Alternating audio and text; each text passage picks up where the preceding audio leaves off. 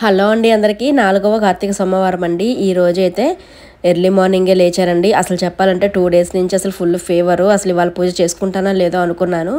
కానీ శివయ్యకి ఒకటే దండం పెట్టుకున్నాను, స్వామి నాకు నీ పూజ చేసుకోవడానికి నాకు శక్తినివ్వు అని.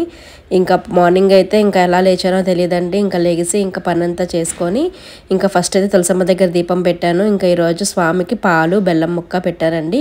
కొంచెం పాలు కాసి ఇలా బెల్లం ముక్క వేసి స్వామికి అయితే నైవేద్యం పెట్టి దీపం వెలిగించి స్వామికి ఇంట్లోనే అభిషేకం చేసుకొని చక్కగా బిల్వదళాలతో అర్చించుకున్నానండి.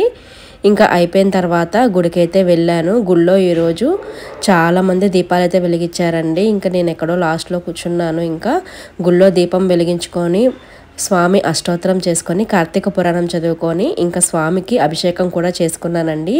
చాలా ప్రశాంతంగా అనిపించింది గుడిలో ఉన్నంతసేపు కూడా. ఇంకా ఈ రోజైతే నా పూజ ఇలా పూర్తయింది. వీడియో నచ్చితే లైక్ చేసి సబ్స్క్రైబ్ చేసుకోండి.